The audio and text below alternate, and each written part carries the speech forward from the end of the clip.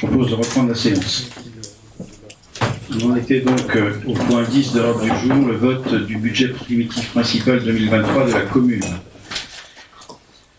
Et tel que le précise la note à la page 8, j'invite le conseil municipal à adopter le budget primitif principal 2023 de la commune, tel qu'il a été résumé, en le votant par chapitre pour la section de fonctionnement et par opération pour le budget d'investissement. Qui ne prend pas part au vote? Qui est opposé au budget? 4 ou 5. S'abstient. Qui s'abstient? Le budget est adopté. Le point suivant, M. Dumas, budget principal 2023. Non, il y a les APC. Les APCP. Les autorisations de programme crédit de paiement réévaluées cette année. Donc pour le centre technique municipal, il nous reste un résiduel de 855 €. L'équipement multifonction, on inscrit 2 150 000 € pour terminer l'ouvrage. Le mail Champ-Courtin à la gare routière, 720 000 €. L'extension de l'école élémentaire en cours, 1 500 000 €. Et les travaux de la RD28 tranche 1, 519 000 €. Donc un total de 4 889 855 € pour l'année 2023. Avez-vous des questions? Je soumets donc au vote du Conseil ces modifications d'APCP. Quelques résumés dans la note de synthèse. Qui ne prend pas part à ce vote? Qui est opposé? 5. Qui s'abstient? Qui est adopté. Le budget primitif assainissement collectif 2023. Bien, donc, présentation du budget assainissement. En fonctionnement, il s'équilibre à 477 000 € avec des dépenses évaluées à 319 000 € pour les dépenses prévisionnelles principales du personnel, des charges à caractère général, principalement le contrat de prestation avec le prestataire, et des imprévus exceptionnels, donc ça fait 319 000 €. L'amortissement à hauteur de 70 000 €, donc ça c'est de l'autofinancement qui bascule à l'investissement, et le virement de l'année précédente à l'investissement à 86 000 €. En recette, les taxes, et redevances et subventions à hauteur de 418 000 €. Des opérations d'ordre et du divers à hauteur de 31 000 € et le résultat reporté à hauteur de 30 000 € pour arriver à ces 477 000 €. Demande de précision, M. Ferrand. Oui, dans ce tableau de budget d'assainissement que je montre, je voulais savoir à quoi correspondait sur 2022 l'achat d'études pour 21 000 € et ce que vous prévoyez également pour 2023, pour le budget prévisionnel, pour un montant de 22 000 €.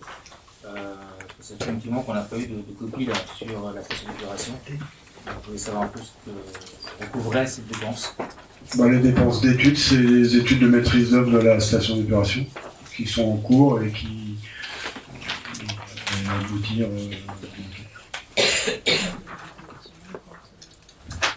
Et le dossier est aujourd'hui à la DDTM et il y aura une commission quand on aura eu un retour de la DDTM sur le projet. D'accord. Est-ce qu'il y a une possibilité d'avoir une date à peu près? Non, parce qu'on attend la DDTM. Pour l'instant, je sais pas, je ne connais pas la date de fin d'études de la DDTM. D'accord. On va attendre. Merci. Donc, j'ai évoqué le fonctionnement, l'investissement. 738 000 €, donc avec des dépenses sur la station d'épuration à hauteur de 193 000 € prévus. De la réhabilitation des travaux de réseau pour 515 000 € et l'amortissement des subventions à hauteur de 29 000 €. En recette, les subventions, on n'en attend pas. De l'amortissement qui provient du fonctionnement à hauteur de 70 000 €, le FCTVA 6 000 €, le virement 86 000 € et le résultat reporté de l'année antérieure 575 000 €. Donc on n'a pas de recours à l'emprunt envisagé en 2023 puisque les travaux, s'ils démarrent en 2023, ce sera toute fin 2023 et que donc les dépenses, il y en a un petit peu de provisionné mais ça ne sera pas beaucoup et ne nécessiteront pas donc de recourir à l'emprunt. Deux demandes de précision. Je soumets donc au vote du Conseil. Le budget assainissement principal 2023, collectif, assainissement collectif 2023, qui ne prend pas part à ce vote, M. Margot, qui est opposé à ce budget. 4. Qui s'abstient. Adopté. Les APCP sur le budget assainissement collectif. Donc les autorisations de programme ne s'appliquent que pour la station d'épuration. Le montant n'a pas été revu dans l'attente des résultats des dossiers validés par la DDTM. On va les revoir ensuite. Et donc un montant de 50 000 € en autorisation de programme pour 2023. Merci. Je vous mets au vote. Donc, validation des modifier la PCP telle qu'elle est présentée de note de synthèse. Qui ne prend pas part à ce vote? M. Margot. 1. Qui est contre? 4. Qui s'abstient? Adopté. Point 14. Budget primitif énergie renouvelable 2023. Alors, comme je l'ai indiqué tout à l'heure, on aura des écritures en 2023 et qui viendront rattraper des factures qu'on aurait pu avoir précédemment si les dossiers administratifs avaient été à la vitesse suffisante. Donc on inscrit en fonctionnement 9 800 € donc de charges d'entretien et de recettes de vente d'énergie et on inscrit en investissement 8 200 € de dépenses et de recettes pour équilibrer le budget. Y a-t-il des questions sur ce budget énergie renouvelable? Je mets donc au vote du Conseil. Qui ne prend pas part à ce vote de ce budget? Qui est opposé? Qui s'abstient? 3 abstentions. Non, ça, là. 4, 5. Je l'avais pas vu, M. Ferrand. Non mais il n'avait pas levé la main. Adopté. Le point 15. C'est plus moi là. Mode de refacturation des charges de personnel du budget principal au budget annexe assainissement et CCS pour l'année 2023.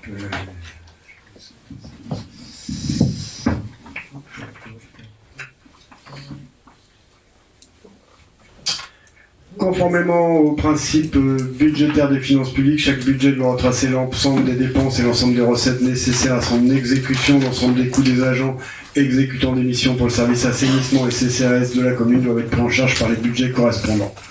Donc on fixe un mode de refacturation des charges de personnel et ça nous permet d'être en conformité avec la réalité des coûts d'exécution des compétences et de rembourser les budgets. Donc, la proposition, c'est que des quotes-parts soient définis de la sorte, donc 0,86 équivalent temps plein pour le budget du CCAS et un coût horaire chargé de chaque agent multiplié par son temps d'intervention sur des compétences assainissement.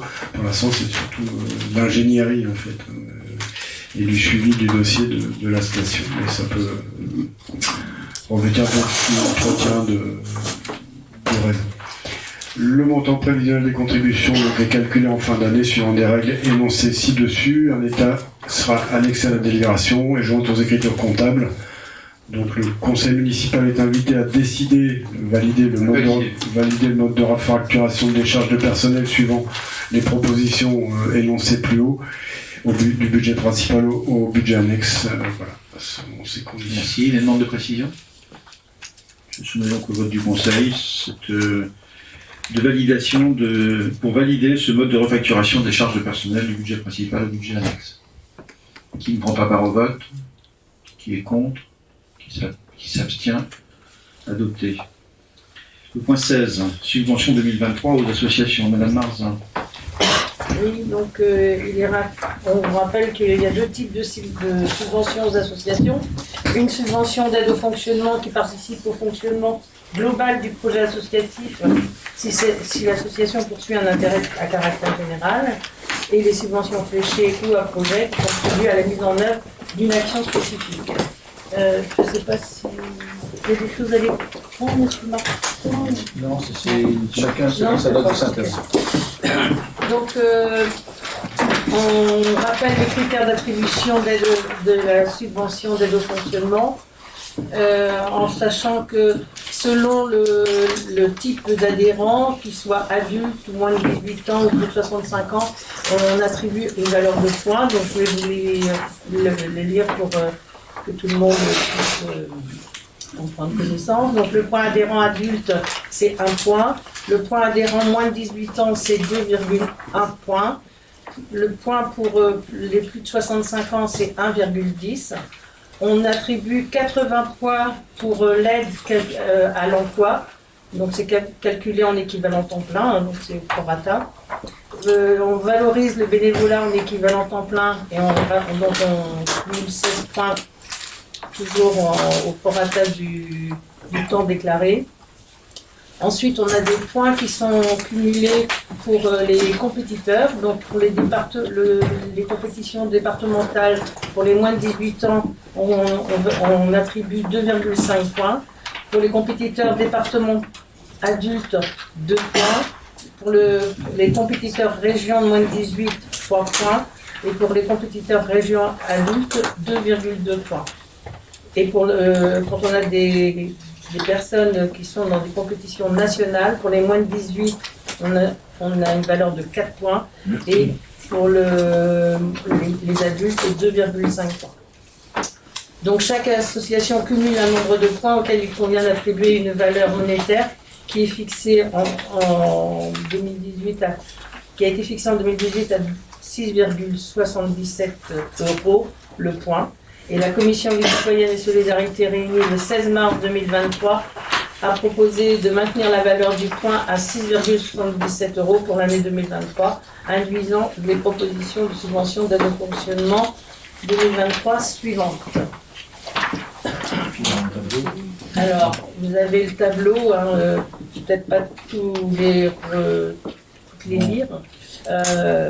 Ce tableau a été présenté aux associations qui étaient présentes à la réunion d'attribution des salles, en précisant bien que c'était proposé au conseil municipal de ce soir. Le total général pour les subventions d'aide au fonctionnement s'élève à 58 374 €.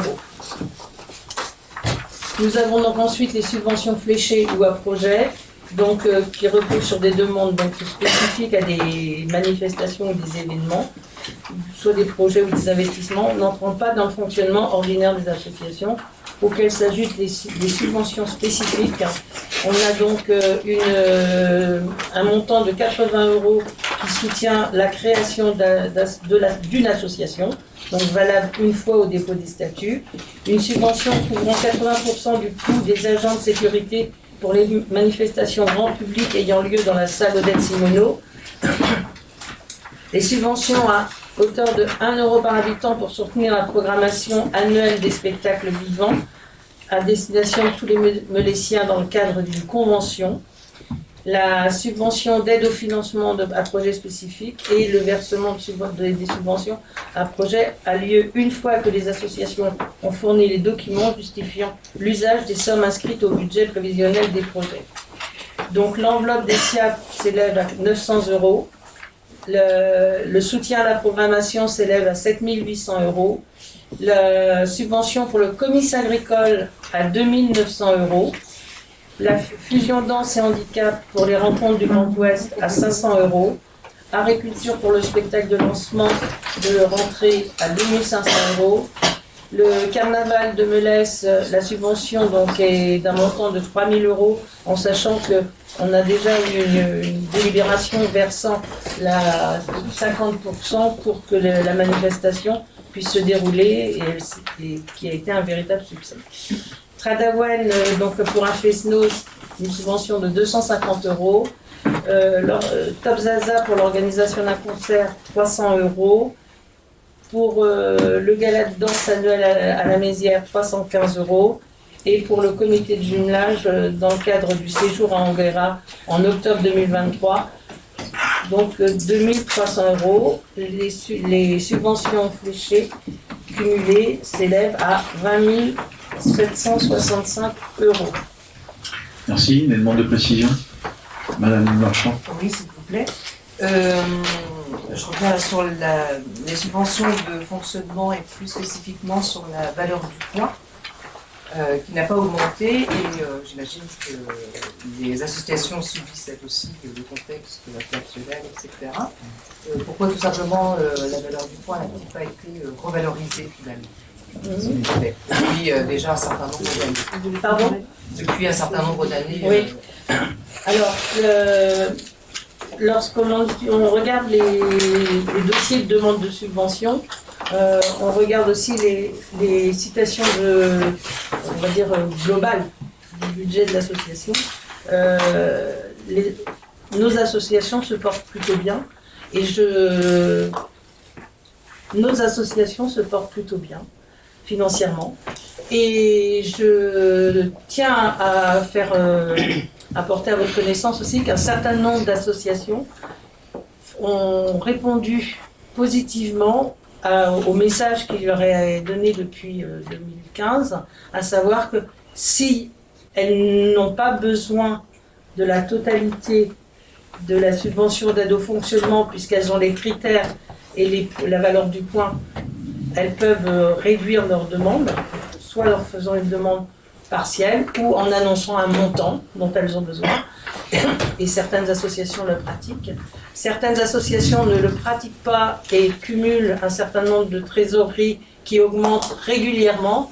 Et donc hier soir, et nous l'avions vu en commission, hier soir ça leur a été signifié qu'en 2024, on regardera cette partie-là aussi, sur les trésoreries. Alors, je sais qu'il y a des associations qui ont des salariés qui ont l'obligation d'avoir des réserves là-dessus. Par contre, il y a un certain nombre d'associations qui n'ont pas de salariés, qui ont toujours des trésoreries qui augmentent et qui ne minimisent pas leurs demandes. Voilà. Donc la valeur du point, elle est maintenue à 6,77. De ce fait. Donc si certaines... Pardon, excusez-moi. Allez-y. Donc dans la liste, là, certaines associations ont une baisse de leur subvention. C'est à leur demande. C'est qu'elles l'ont signifié dans leur dossier. Signifié. Monsieur Molez. Alors, c'est plus ou moins une question ou du moins un commentaire. Outre ces subventions-là, et puis un peu pour rebondir sur la remarque de Madame Le Marchand, sur l'augmentation des coûts, aujourd'hui, pour les associations, c'est beaucoup l'utilisation des salles de la commune, et c'est la commune qui aujourd'hui subit ces coûts-là. Donc, en soi, il y a une subvention qui augmente aussi à côté. Tout à fait, et ça a été signifié aussi hier soir aux associations que c'est ce que l'on appelle les subventions indirectes qui doivent aussi avoir à l'esprit. D'autres questions? C'est bon, madame? Oui, tout à fait, merci. Je soumets donc au vote du conseil municipal la validation de l'ensemble de ces subventions aux associations avec le maintien de la valeur du point à 6,77 €. Qui ne prend pas part au vote? Qui est opposé? Qui s'abstient? 5 abstentions. Adopté. Point 17. L'école maternelle publique, une subvention de classe transplantée. Monsieur Gentès. La directrice de l'école maternelle publique de Melès a informé la collectivité qu'une classe transplantée se déroulera en avril 2023. L'école a transmis un projet comportant un descriptif pédagogique et un budget prévisionnel. Les principes de participation financière fixés par délibération lors du conseil municipal du 23 novembre 2016 déterminent forfaitairement la participation de la collectivité à une demande tous les 2 ans par école à hauteur de 29 € par enfant. L'école maternelle publique a choisi de ne demander que la moitié de l'aide attribuable afin de proposer une classe transplantée chaque année. Par conséquent, il est proposé d'attribuer une subvention d'un montant de 14,50 € par enfant scolarisé en classe de confection participant à cette classe transplantée et pour un montant global de la subvention complémentaire. Le montant global de la subvention complémentaire est donc de 855,50 €. La commission éducation, sciences, jeunesse, réunie le 21 mars 2023, a émis un avis favorable sur l'attribution de cette subvention complémentaire et en a validé le montant. Merci. Demande de précision. Je soumets donc au vote en invitant le conseil municipal à valider cette attribution à l'école maternelle publique d'une subvention complémentaire à la subvention éducative d'un montant de 855,50 €. Qui ne prend pas part à ce vote? Qui est opposé? Qui s'abstient? Merci, adopté. L'école maternelle publique, subvention pour un projet artistique. Élémentaire. Non, c'est Non, maternelle aussi. La directrice de l'école élémentaire publique sollicite la collectivité pour l'attribution d'une subvention pour un projet artistique. Ce projet artistique concerne l'ensemble des élèves de l'école sur la thématique des petites bêtes du potager. Les 42 élèves de TPS-PS travailleront en modelage pour concevoir des hôtels à insectes en terre cuite sur la période mars à mai 2023. Toutes les autres classes travailleront avec des animateurs biodiversité pour construire des hôtels à insectes avec des matériaux naturels. La commission éducation France Jeunesse, réunie le 21 mars 2023, a étudié la demande et émis un avis favorable à cette demande de subvention. Elle propose de fixer cette subvention à 688 €, soit 4 € par élève. Merci. Des questions ou demandes de précision? Je soumets donc à la validation du conseil municipal l'allocation à l'école maternelle publique de cette subvention d'un montant de 688 € pour le projet qui a été synthétisé dans la note de synthèse que M. Fuentes vient de présenter, de m'autoriser à signer tout document relatif à la gestion de ce dossier. Qui ne prend pas part à ce vote? Qui est opposé? Qui s'abstient? Adopté. À l'école élémentaire publique, subvention pour un projet artistique.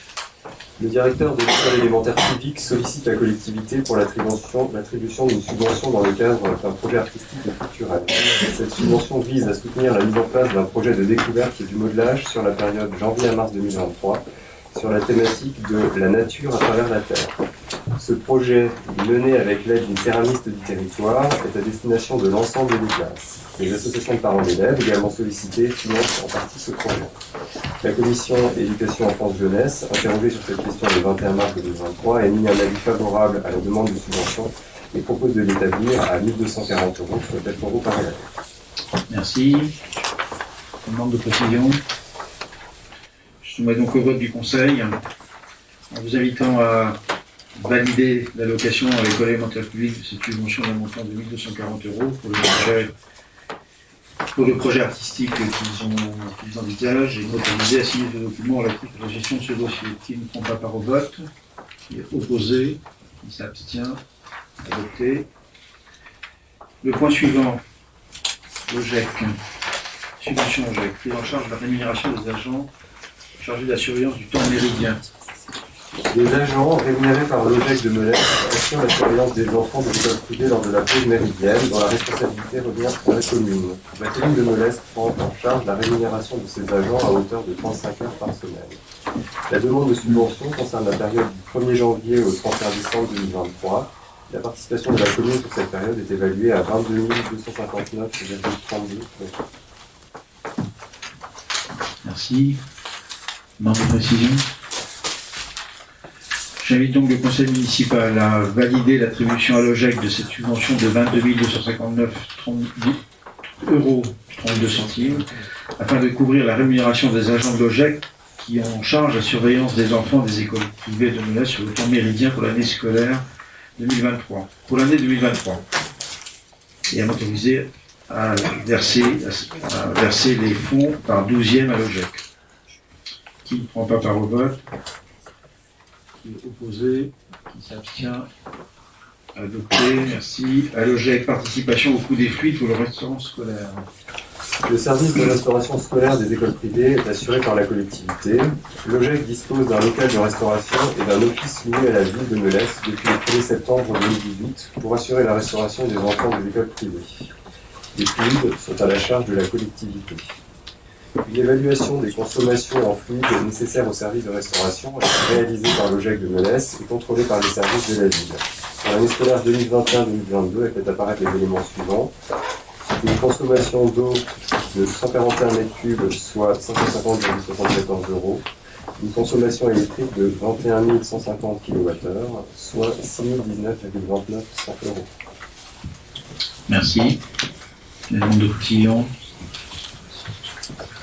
J'invite donc le conseil municipal à valider le versement de cette subvention à l'OGEC de Melesse d'un montant de 6 570 € au titre de la participation au coût des fluides du restaurant scolaire, mais il y a aussi dans le texte à rajouter, ah non, c'est bien 6 570, c'est bien le total des 550,74 plus 6 019,29, et de m'autoriser à signer tout document relatif à cette délibération. Qui ne prend pas part à ce vote? Qui est opposé? Qui s'abstient? Adopté. Le point 22, assainissement collectif, indemnisation d'un administré. Allez-y, Massé. En décembre 2022, un habitant de Melès a rencontré des problèmes avec l'évacuation des eaux usées de son domicile situé au 28 rue de Rennes. Cet habitant a fait appel à des professionnels, un plombier ainsi qu'une entreprise d'hydrocurage. Une exploration de la canalisation avec une caméra a permis de déterminer que le problème était localisé en profondeur sur le réseau d'assainissement collectif communal. Les travaux nécessaires ont été réalisés par la ville de Melès pour pallier au problème de bouchage d'une canalisation du domaine public.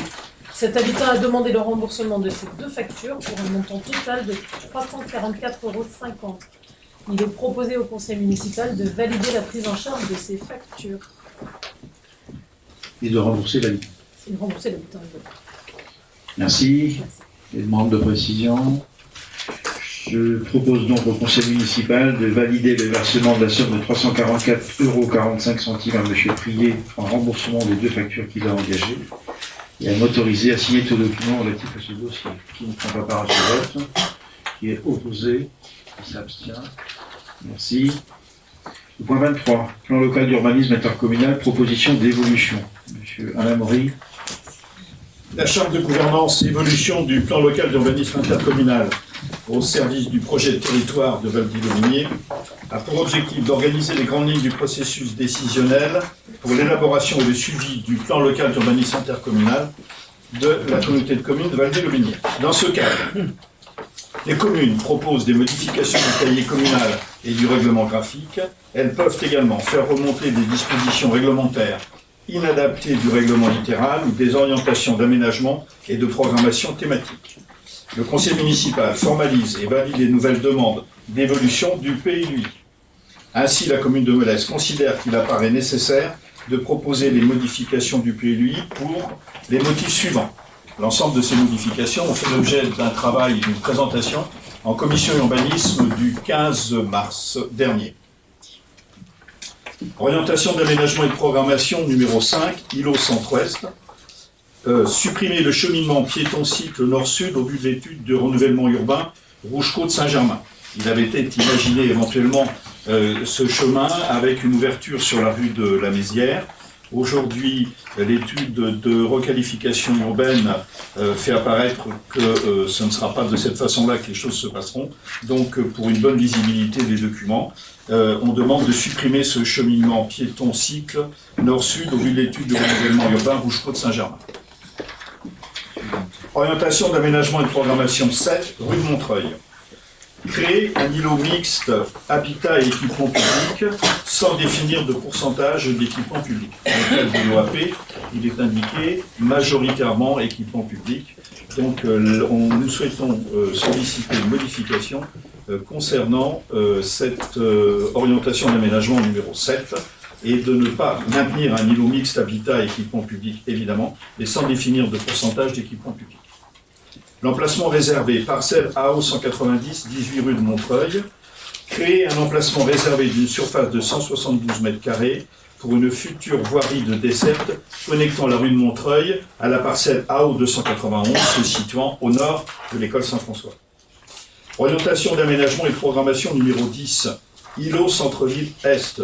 Modifier l'OAP pour prendre en compte l'étude de renouvellement urbain Rouge-Côte-Saint-Germain. Il nous apparu utile que le périmètre de l'OAP soit le même périmètre que celui défini dans le cadre de l'étude de requalification urbaine concernant l'îlot Saint-Germain.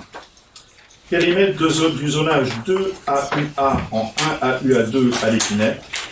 L'objet de cette demande, c'est de corriger une erreur graphique qui s'est produite entre le passage du PLU au PLUI, classer la partie ouest concernée de la parcelle cadastrée E2166 et la parcelle E2167 en zonage 1AUA2.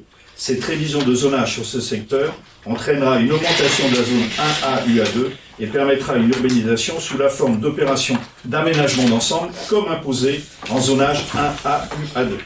le reste étant en 2 AU, interdit aujourd'hui à l'urbanisation. D'autre part, ce secteur est couvert par des réseaux à la périphérie immédiate.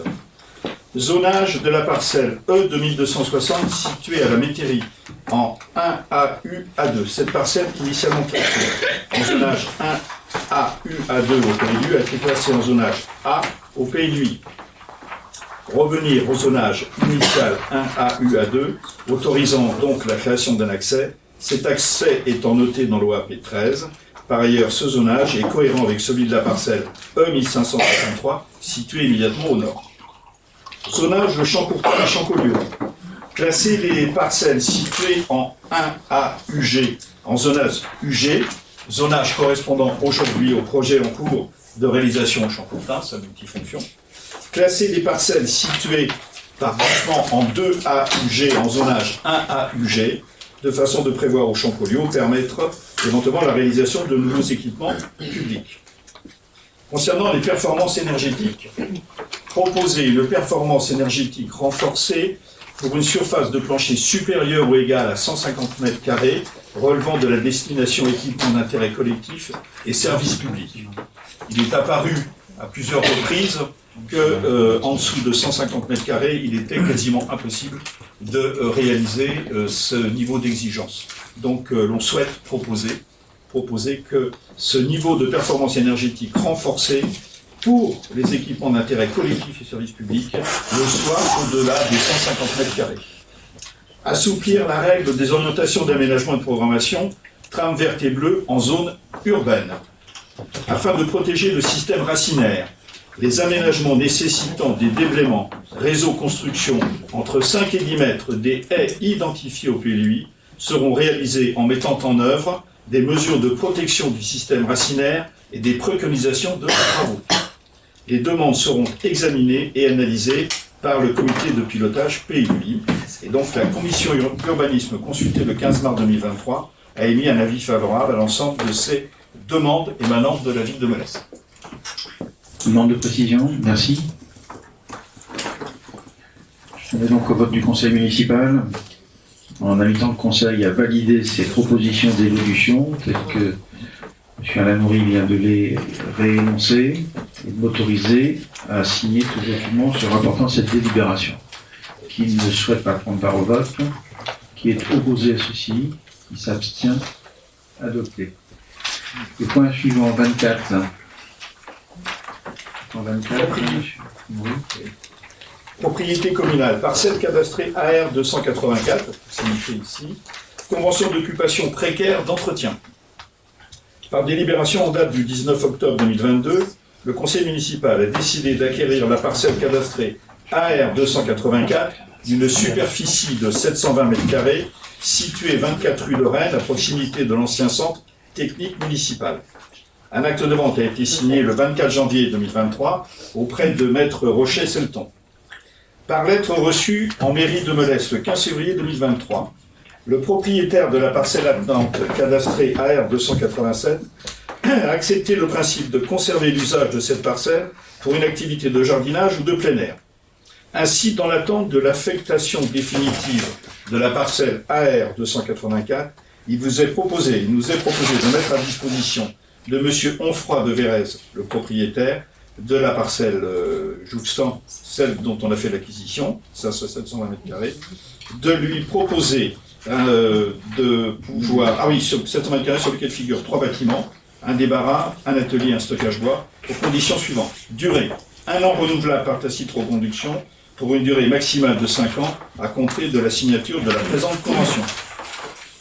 Conditions, mise à disposition consentie à titre gratuit. Le propriétaire donc prend en charge l'entretien de cette parcelle. Destination bien précisée, activité de jardinage ou de plein air. Et il a en charge l'entretien des bâtiments et du jardin, dont il était fait état précédemment, assuré par l'occupant. La commission urbanisme, consultée sur cette question le 15 mars 2023, a émis un avis favorable. Merci. C'est bon pour tout le monde. Je soumets au vote, en demandant au conseil municipal, en invitant le conseil municipal à valider les termes de la dite convention, à m'autoriser à signer cette convention ainsi que tout autre document relatif à ce dossier. Qui ne prend pas part au vote, qui est opposé, Qui s'abstient? En vous remerciant. Point 25. Personnel municipal, indemnité de frais de déplacement des agents recenseurs. Madame Marzin veut bien présenter. Dans le cadre du recensement général de la population mélésienne qui s'est déroulé du 19 janvier au 18 février 2023, le conseil municipal a fixé lors de sa séance du 23 novembre 2022 les indemnités de frais de déplacement suivantes pour les agents recenseurs. 15 € d'indemnité de frais de déplacement dans les districts urbains et 50 € d'indemnité de frais de déplacement dans les districts ruraux. Il est proposé de doubler cette indemnité pour les raisons suivantes. Une augmentation des prix de carburant entre novembre 2022 et février 2023 et des difficultés sous-estimées pour obtenir des réponses d'un nombre considérable d'habitants au questionnaire de recensement, obligeant de nombreux allers-retours. Donc, le conseil municipal est invité à ajuster l'indemnité de frais de déplacement comme suit: 30 € d'indemnité de frais de déplacement dans les districts urbains, 100 € d'indemnité de frais de déplacement dans les districts ruraux. Et d'autoriser Monsieur le maire à signer tout document relatif à cette délibération. Merci. Demande de précision. C'est explicite. Donc, j'invite le conseil municipal à valider cette délibération. Qui ne prend pas part au vote? Qui est opposé? Qui s'abstient? Abstention. Une abstention. Donc adopté. Pour les points qui suivent, de 26, 27, 28, vous avez trouvé sur table un document introduisant quelques corrections. Personnel municipal, modification d'un emploi à pourvoir. Le poste à temps complet de directeur des services techniques, créé par délibération sur le grade d'ingénieur territorial, est vacant depuis le 1er avril 2023. En effet, le directeur des services techniques a demandé à bénéficier d'une disponibilité de 5 ans. J'y ai accédé favorablement à sa demande. Donc, le poste étant vacant, en prévision de la vacance de ce poste, il y a un certain nombre de modifications qui est proposé au conseil municipal de ce soir. Donc, d'une part, prendre en compte que les fonctions de ce poste ont évolué, passant de mission de directeur des services techniques à des missions de directeur du pôle cadre de vie et environnement. De ce fait, il est proposé d'ouvrir ce poste au grade d'attaché territorial, filière administrative, ce qui permet en outre d'élargir les candidatures potentielles dans le cadre du processus de recrutement engagé suite à la vacance de poste. Ainsi, cet emploi pourra être pourvu par un fonctionnaire de catégorie A de la filière technique au grade d'ingénieur ou de la filière administrative au grade d'attaché territorial. En cas de recrutement infructueux de fonctionnaires, les fonctions pourront être assurées par un contractuel relevant de la catégorie A dans les conditions fixées à l'article L332-8, deuxième alinéa, ou L332-14 du Code général de la fonction publique, et pouvant justifier d'un diplôme de niveau Bac plus 5. La rémunération sera calculée par référence à la grille indiciaire du grade de recrutement et sera déterminée en prenant en compte notamment les fonctions occupées, la qualification requise pour l'exercice des missions, la qualification détenue par l'agent ainsi que son expérience professionnelle. Le poste bénéficiera du régime indemnitaire défini pour le groupe G3 de la catégorie A. Le recrutement de l'agent contractuel ne pourra être prononcé qu'à l'issue d'une procédure prévue par les décrets 2019-14 du 19 décembre 2019 et 88-145 du 15 février 1988. Ceci afin de garantir l'égal accès aux emplois publics. Le comité social territorial consulté sur cette question le 16 mars dernier a émis un avis favorable. Avez-vous des demandes de précision? Monsieur Marvaux. Juste une question technique, monsieur le maire. On nous dépose sur table en début de séance une note explicative de synthèse modificative. Oui. Serait-il possible, lorsque c'est le cas, qu'apparaissent sur cette note de synthèse modificative les modifications? Parce que je me suis amusé à faire un comparatif et je n'ai même pas trouvé une virgule de différence sur la première délibération. Ah bah voilà. Elle est surlignée, je l'ai cherchée aussi. Alors si on pouvait juste la mettre en... Je sais pas quoi. Ben, j'ai pas bien cherché, merci cher collègue. Et c'était la deuxième page, je ne pas tout le monde. C'est dans le délibéré, c'est à compter du 1er mai 2023. La différence, elle est là.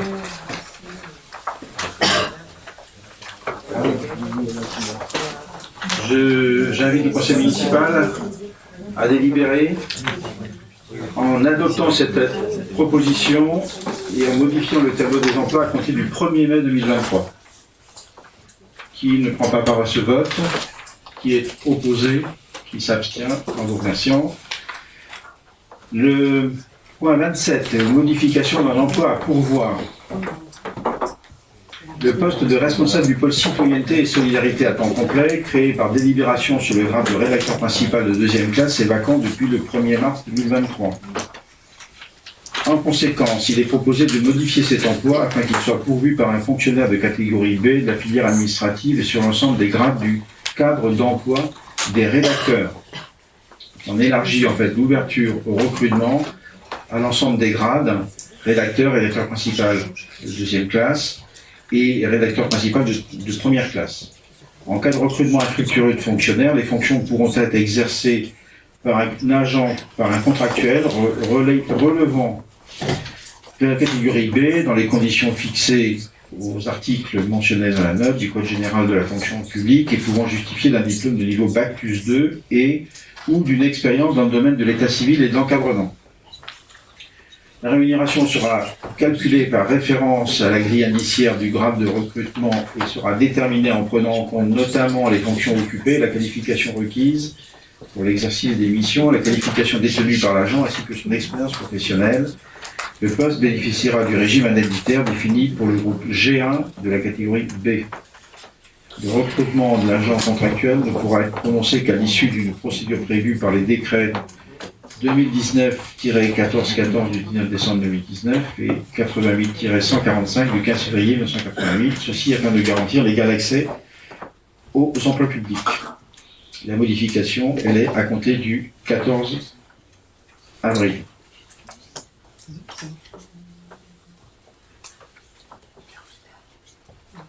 C'est bon, c'est clair?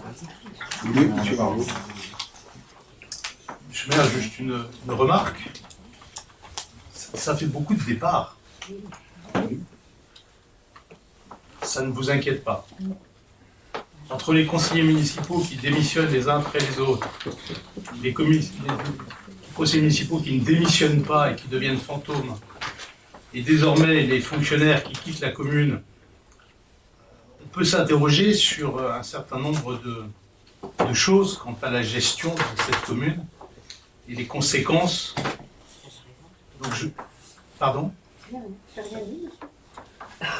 Donc je m'interroge sur les mesures que vous allez prendre pour éviter cette hémorragie.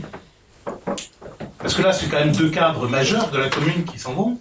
Alors l'un était devenu fantôme depuis quelques semaines, voire quelques mois. Mais visiblement, vous vous habituez très très bien à la notion de fantôme. Il était en arrêt de maladie. Monsieur le maire, est-ce que vous voulez qu'on joue avec les mots ou est-ce que vous voulez qu'on mette tout sur la table? Il était en arrêt de On va peut-être maladie. éviter, d'accord? Il était en arrêt de maladie. Oui, monsieur le maire. Vous me l'avez déjà dit la dernière fois, 3 fois de suite. Parce que c'est la réalité. Oui, mais peut-être qu'il y a un moment donné, monsieur le maire, où il faut que je revienne à la question que j'ai posée sur les dépenses que cela induit derrière ce mal-être au sein de la commune qui fait qu'on est obligé d'aller désormais, y compris chez des avocats, parce qu'il y a des procédures qui sont engagées. Donc on peut s'interroger, monsieur le maire, sur le climat qui règne au sein de votre équipe, puisqu'on en est quand même à la 5e démission. Enfin, ça commence à faire beaucoup. Enfin, vous avez perdu 60% de votre effectif, ou quelque chose dans ce genre-là. Ah oui, mais et vous maintenez les fantômes pour ne pas être contraint demain de procéder à un appel à élection, parce que c'est ça la réalité, monsieur le maire. Ah oui, si madame Lisa Klimek est toujours conseillère municipale... Je vois pas en quoi ça vient éclairer la délibération qui est proposée. Eh bien, moi, je vous pose la question de savoir comment vous allez réagir à la démission de 2 cadres majeurs de l'équipe. Moi, il n'y a pas de démission, c'est une mise en disponibilité, et l'autre, c'était une mutation. Un détachement, précisément. D'accord. Voilà. Non mais vous êtes fabuleux. Le prestidigitateur a rejoué. Monsieur, non mais je suis très respectueux de votre art de cacher la vérité. Mais c'est pas grave. Mais monsieur, non. La délibération proposée. Ne vous enfoncez pas dans les mensonges. Ne dites pas aux Meléciens que ce sont de simples mises. Mais non, c'est pas des disponibilités. Vous le savez très bien. Vous savez très bien pourquoi l'un des deux se met en dispo. Et soyez honnête, vous le savez très bien, Pourquoi? ne trichez pas, et vous savez très bien pourquoi le deuxième se met en Il n'est disponibilité, pas en disponibilité. en mutation, c'est la même chose, puisqu'il est repris. C'est la même chose. Mais si, enfin, il est recruté par une administration autrement plus intéressante à ses yeux que la commune de Melesse. Point à la ligne. Sur le même poste, Assumez. l'agent qui était précédemment... Assumez, apprenez une chose, monsieur le maire, à assumer les conséquences des décisions que vous prenez. Ça au moins, on gagnerait si vous assumiez. Et contrairement à vous, moi j'assume tout. Y compris les bêtises quand j'en raconte. Sur le poste précédent, la mutation avait été faite des mêmes conditions, mais c'est pas l'objet. Hein. S'il vous plaît, vous avez l'art et la manière de montrer que ce que je réponds, ça ne vous intéresse pas. Ce n'est ni l'art ni la matière. Et en l'occurrence, ce que vous me répondez là ne m'intéresse pas, puisque ce ne sont que mensonges. C'est la réalité. Moi, j'ai signé une mise en disponibilité et il y a bien une mutation qui a été effectuée. Assumez-la. La délibération proposée au vote est d'adopter la proposition de modification de l'emploi à pourvoir sur le poste de responsable du pôle citoyenneté et solidarité à temps complet et de modifier le tableau des emplois à compter du 14 avril. Qui ne prend pas part à ce vote? Monsieur Marot. Qui est opposé? Qui s'abstient? Adopté. Le point 28, personnel municipal, suppression et création d'emplois. Pour permettre de procéder à l'avancement de grade des agents qui remplissent les conditions fixées dans les lignes directrices de gestion de la collectivité, dont le nouveau grade proposé est en corrélation avec les fonctions occupées dans la collectivité, il est proposé de créer des postes correspondant au nouveau grade des agents et de supprimer les postes occupés initialement tels que présentés dans le tableau qui figure à suivre dans la note de synthèse. De création de poste d'animateur principal de deuxième classe avec suppression d'un poste d'animateur à compter du 1er mai, création d'un poste d'adjoint d'animation principal de deuxième classe avec suppression d'un poste d'adjoint d'animation au 1er mai, d'un adjoint d'animation principal de première classe avec suppression d'un poste d'adjoint d'animation principal de deuxième classe au 1er mai, d'un adjoint administratif principal de première classe avec suppression d'un poste d'adjoint administratif principal de deuxième classe au 1er mai également, d'un adjoint administratif principal de première classe avec suppression d'un adjoint administratif principal de deuxième classe au 1er septembre, d'un adjoint du patrimoine principal de première classe en création avec suppression d'un adjoint du patrimoine principal de deuxième classe au 1er septembre, création d'un poste d'adjoint technique principal de première classe et suppression d'un adjoint technique principal de deuxième classe au 1er septembre également. Et par ailleurs, dans un objectif de simplification dans le cadre de recrutement possible sur ces postes d'avancement à un grade supérieur, il est proposé qu'à ces postes soit associé non plus un grade particulier, mais un cadre d'emploi comportant plusieurs grades qui figurent dans le tableau qui suit à la note de synthèse, que je ne vais pas reprendre. C'est les colonnes centrales qui sont complétées en indiquant l'ensemble des grades associés pour chacun des postes qui figurent en colonne à gauche, de gauche. Avec des éléments de précision. Je soumets au vote. Le comité social territorial qui s'est réuni le 16 mars a été informé de ceci. J'invite donc le conseil municipal à adopter les modifications des emplois ainsi proposées, modifier le tableau des emplois en conséquence et à m'autoriser à signer tout document relatif à ce dossier. Qui ne prend pas part au vote? Qui est opposé? Qui s'abstient? Adopté.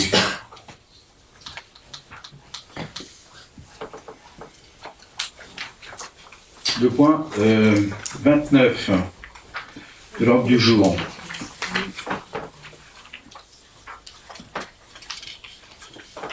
Prestations sociales complémentaires, risque prévoyance, mise en place d'un régime collectif. Les employeurs publics territoriaux peuvent contribuer au financement des garanties d'assurance de protection sociale complémentaire auxquelles les agents qu'ils emploient souscrivent.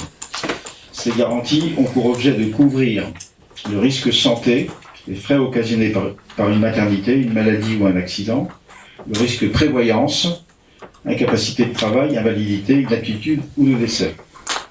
Cette participation deviendra obligatoire pour le risque prévoyance à compter du 1er janvier 2025, selon un minimum de 7 € brut mensuels et pour le risque santé à compter du 1er janvier 2026 pour un montant minimum de 15 € brut mensuels. Ces montants pourraient être revus selon la clause de revoyure prévue à l'article 8 du décret 2022-581 et les conclusions issues de l'accord de méthode 12 juillet relatif à la conduite des négociations relatives à la protection sociale complémentaire dans la fonction publique territoriale. La participation peut être accordée pour l'un ou l'autre des risques santé ou prévoyance, ou pour les deux. L'employeur peut opter pour chacun des risques, soit pour la labellisation. Dans ce cas, l'employeur verse une participation aux agents qui ont adhéré à l'un des produits labellisés, parmi ceux mentionnés sur la liste publiée sur le site internet du ministère chargé des collectivités territoriales. Ou soit pour la convention de participation associée à un contrat collectif d'assurance, conclu à l'issue d'une procédure d'appel à concurrence spécifique, définie par le décret précité et non soumis à la réglementation relative au marché public, avec un organisme d'assurance bénéficiant de la qualité de mutuelle ou d'union de mutuelle, d'institution de prévoyance ou de société d'assurance. Cette consultation est réalisée soit par l'employeur, soit par le centre de gestion du ressort de l'employeur. La ville de Melesse a déjà mis en place une participation à la garantie prévoyance, maintien de salaire d'essai, dans le cadre de la procédure dite de labellisation des libérations 2012-2112-118.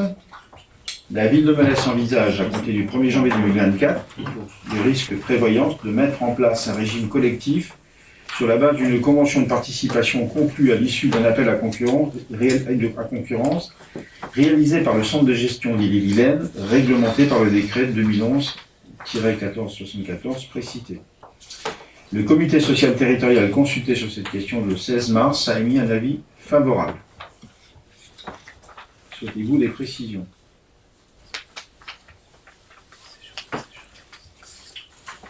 J'invite donc le conseil municipal à retenir la procédure de la convention de participation avec son contrat d'assurance collective à adhésion facultative des agents selon la procédure d'appel à concurrence organisée par le centre de gestion du département d'Ille-et-Vilaine de la fonction publique territoriale. D'accorder une participation aux fonctionnaires et agents contractuels de droit public, de droit privé, dans l'effectif qui adhéreront au contrat collectif d'assurance conclu à l'issue de la procédure d'appel à concurrence, de fixer le niveau de participation comme suit: versement d'un montant mensuel brut modulé dans un but d'intérêt social selon la grille qui figure à suivre, pour l'indice majoré compris entre 325 et 409 €, en indice majoré entre 401 et 484, 8 €, et en indice majoré supérieur à 484, 7 €. À m'autoriser à effectuer tout acte en découlant, notamment le lancement de la consultation par appel public à concurrence prévue selon les termes de l'article 15 du décret 2011-1474. Qui ne prend pas part à ce vote? Qui est opposé à ceci? Qui s'abstient sur ce point? Adopté. À suivre, pour information, des décisions diverses liées au marché public d'une part, au DIA d'autre part, et autres décisions qui ont pu être prises. Et en suivre les agendas connus à la date d'il y a 8 jours sur les prochains mois. Vous avez posé une question orale. Non, monsieur le maire. Comment? Ok, vous avez posé par écrit, vous m'avez indiqué de poser une question orale. Ah non, monsieur le maire. Je ne sais pas à quoi vous faites référence. La lettre que j'ai reçue de votre part. Non, monsieur le maire. Pardonnez-moi de devoir vous expliquer la différence qui existe entre un courrier et une question orale en vertu du règlement du conseil municipal, monsieur le maire. Nous vous avons sollicité la dernière fois à travers une question orale en vertu du règlement de notre conseil municipal. Vous nous avez, à l'occasion de cette séance de réponse, adressé... Je vous écoute. Mais je suis gêné par un bourgeois sur ma gauche. Bon, c'est vous qui dites ça. C'est vous qui dites ça. Alors celle-là, c'est Vous parlez toujours pendant que les autres s'expriment, dis donc. Bien. Monsieur Marvaux, poursuivez vos explications. Dingue, c'est moi qui suis dingue, Madame Garnier ou... Non, je dis des D'accord. Non, mais j'ai eu peur. réflexions sont dingues. J'ai eu peur tout d'un coup. Des J'ai eu peur. réflexions, vos J'ai eu réflexions peur que vous n'ayez trouvé un nouveau qualificatif. Oh, je vous en prie. Oh là là. Alors, je vais essayer de reprendre mes explications, monsieur. Donc, pendant la séance, Ah bah ça y est, mais on est à bonne école, hein. pendant la séance, vous avez donc procédé autant que possible, puisqu'il y avait des lacunes dans les réponses, et vous avez à un moment donné transmis la parole à Madame Mistry, qui en sa qualité de conseiller départemental a ramé pendant 10 minutes pour essayer de nous apporter des réponses. Elle a ramé pendant 10 minutes pour essayer de nous apporter des réponses sur un dossier que visiblement elle ne connaissait pas. Nous avons donc indiqué en fin de séance, et monsieur le maire, je vous encourage à relire le procès verbal tel que nous l'avons adopté tout à l'heure, et qui était d'une clarté absolue. Je vous ai annoncé à cette occasion que nous adresserions un courrier au président du conseil départemental, que vous aurez, Madame Cartier, fini de jouer du piano. Nous avons adressé un courrier... Pardonnez-moi, mais... Ou alors, on fait un concert tout de suite et on s'amuse. Moi, je joue pas du piano pendant les séances. Si. C'est le même niveau de bêtise. Ah bah peut-être. C'est peut-être une bêtise, c'est au même niveau. Très bien. En fait. Merci Monsieur Molès pour votre jugement. Et donc, nous avons... Ben oui, non mais ça c'est la gauche moralisatrice. Alors, Monsieur le maire, je vous avais indiqué à la fin de la séance que nous adresserions un courrier Ce que je vous avais encouragé à faire, oui. au président du conseil départemental, ce qui a été fait. Oui. Il a fallu simplement, pour que ce courrier puisse partir, que nous ayons les documents du conseil municipal, si Madame Marie Massé veut bien m'écouter, un minimum de politesse. Ça vous empêche pas de Puisque nous continuer. avions besoin... Des exigences que vous mettez pas en pratique. Si, parce que je vous laisse m'interrompre. Mais si vous voulez m'interrompre pour dire quelque chose d'intelligent, c'est tout. Bien, laissons... Non, en l'occurrence, vous n'avez rien dit. Et donc, le vide sidéral, chère madame, ça n'est pas une pensée. C'est pas chez vous. Ou peut-être chez vous. Bien, donc vous avez sollicité Donc, nous avons le adressé président du conseil le président du départemental. conseil départemental, à qui nous avons adressé copie du procès verbal, du Oui, projet de procès verbal Oui. avant adoption. Et nous avons donc adressé à M. Oui. Claude Jaouen, maire de Molès, un courrier complémentaire, lui demandant de répondre à un certain nombre de questions qu'il n'avait pas obtenues pendant la séance de réponse. Mais c'est un courrier simple. Et nous avons adressé... On va vous acheter une balle anti-stress, ça vous va. Et nous avons adressé en parallèle une copie de l'ensemble de ces courriers à monsieur le préfet pour lui demander de regarder ce que le contrôle de légalité doit faire, c'est-à-dire que la modification de la délibération de 2019 qui avait été soumise au conseil municipal de Molès a été substantiellement modifiée par un projet totalement revu et corrigé, apparition d'une aire de covoiturage placée juste en dessous des critères nécessitant une enquête publique, et la création de bassines, de rétention d'eau, permettant... Mais oui, ça en a réveillé un. Tout d'un coup, il s'est dit le week-end dernier, j'ai peut-être raté une sortie intéressante. Je croyais vous y avoir croisé. Et donc, des bassins de rétention, modifiant structurellement le projet, qui a doublé en termes de charges, et donc nous réadressons au maire de Molès un courrier simple, qui n'est, si vous le regardez bien, à aucun moment, monsieur le maire, une question orale. Je regrette sincèrement que vous n'ayez pas donné une question orale. Et tout ça pour ça, chère madame, parce que monsieur le maire s'apprêtait à nous apporter une réponse sur une question que nous ne lui avons pas posée. Alors madame, vos leçons, vous les gardez pour vous. s'il vous plaît, Non mais attendez, s'il vous plaît, c'est juste insupportable. Mais qu'on l'idée, s'il vous plaît. monsieur le maire, ce qui est insupportable, c'est pas d'être interrompu, c'est d'être interrompu pour rien. Si vous n'avez rien à dire, vous ne faites pas. insupportable.